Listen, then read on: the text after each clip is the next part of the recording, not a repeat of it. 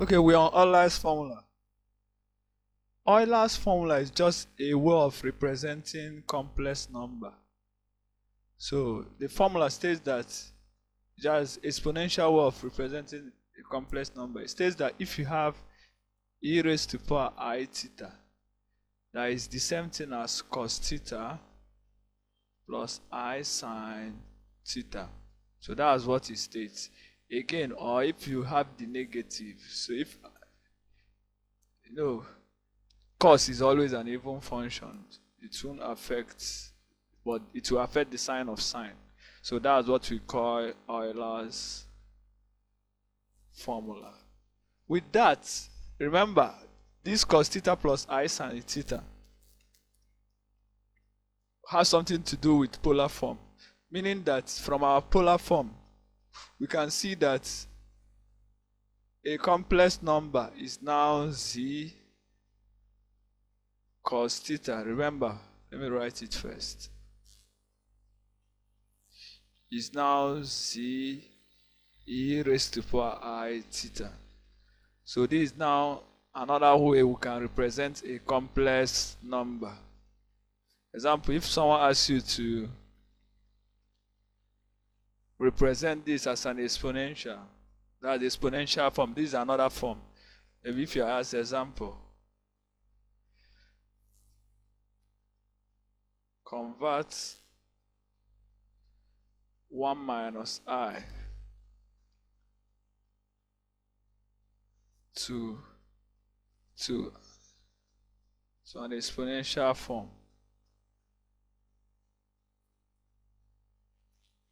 Or using Euler's formula.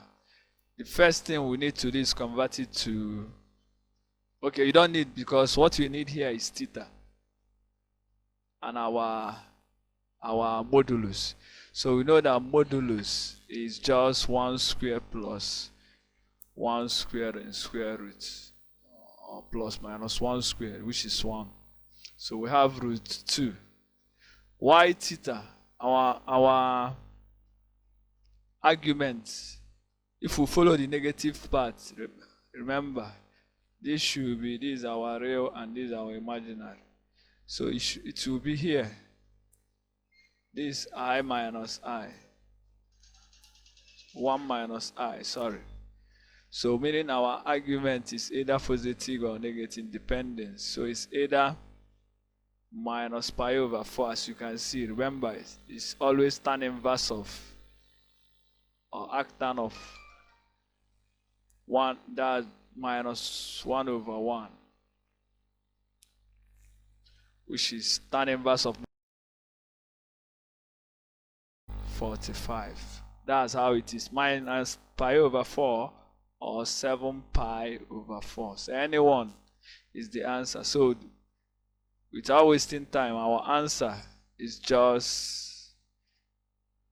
1 minus I in exponential form is root 2 e raised to power I pi over 4 minus I pi over 4, or root 2 e raised to power I 7 pi over 4.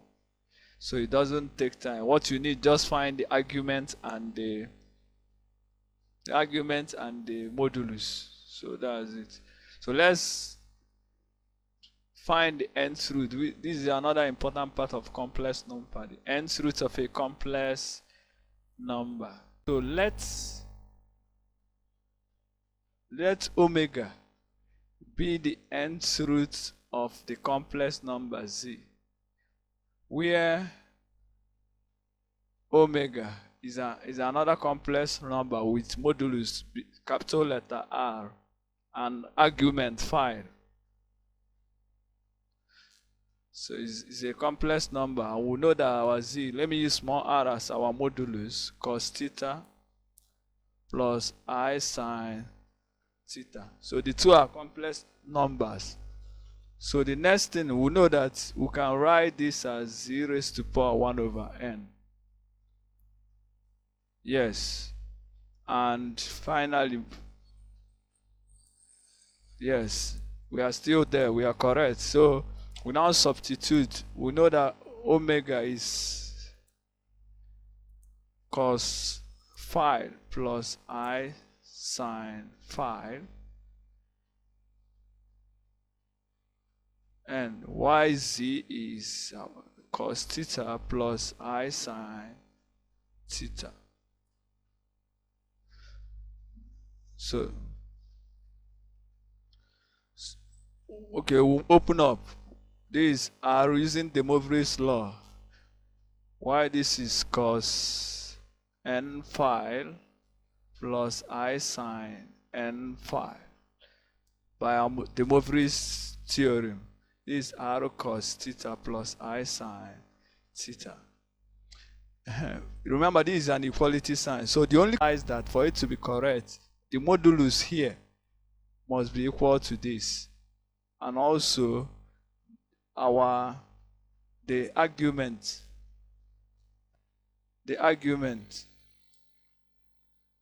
is n. Argument of the one at the left hand side must be the same thing as the argument here.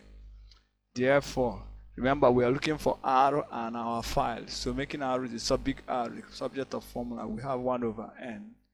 And making phi the subject of formula, we have theta over n.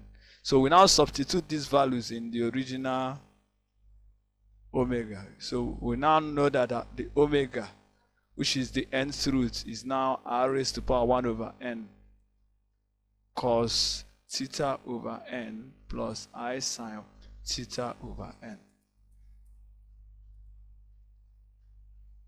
So this is now the nth root of a complex number. But we need to do something. If you could remember, every number, square root of any number must be 2. Cube root of any number must be 3.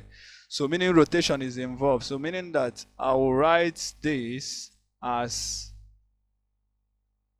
cos, that's theta plus 2 pi k over n. Remember, because of the rotation, 360, so plus I sine theta plus 2 pi k over n. Yes, this is very, very important.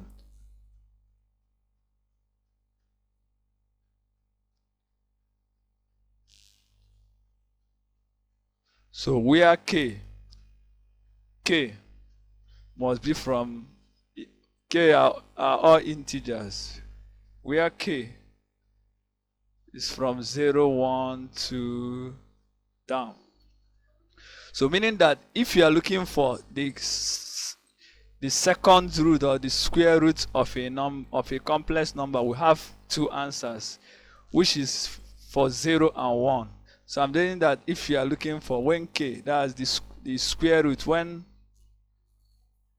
n is 2, we use k as 0, 1. That's 2 values. We substitute when k is 0 and also substitute when k is 1. When n is 3, we use k 0, 1, 2. So that's how we solve it. So let's do this example to illustrate this. So example, if you are asked to evaluate or solve, or maybe solve square root of 1 plus I root 3. So you see this is a form of nth root of a complex, because this is 1 plus I root 3 raised to power 1 over 2. So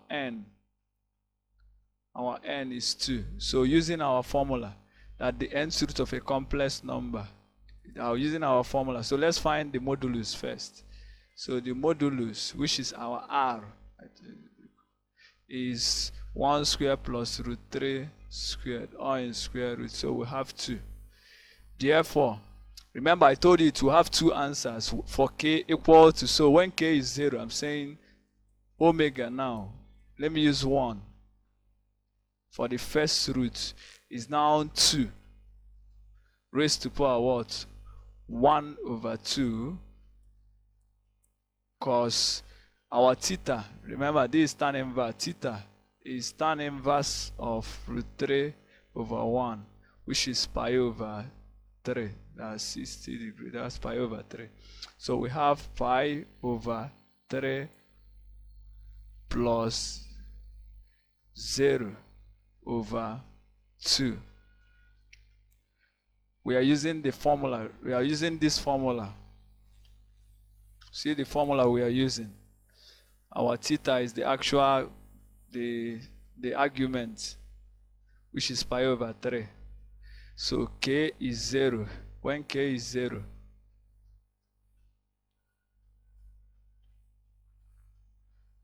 see it, when k is 0, 2 pi times 0 is 0. So that is what I used. So this is our first root to have two answers, because n is 2 plus I sine pi over 3 plus 0 over 2. So that's our first root, which is 2 raised to the power half. This is pi over cos pi over 6 plus I sine pi over 6. Though we can still simplify this. Cos pi over 6. Pi over 6 is 30. So cos 30. Maybe let's finish off. Cos 30 is root 3 over 2. Y sine 30 is half. So that's our answer. This is the first one. Why the second one? Our second root. That's when k is 1. Is 2 cos pi over 3 plus 2 pi over 2 plus I sine pi over 3 plus 2 pi over 2.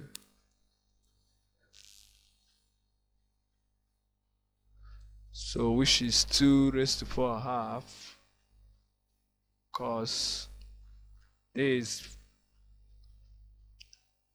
6 pi plus pi, 7 pi, so 7 pi over 6 plus I sine 7 pi over 6, which is 2 raised to the power half.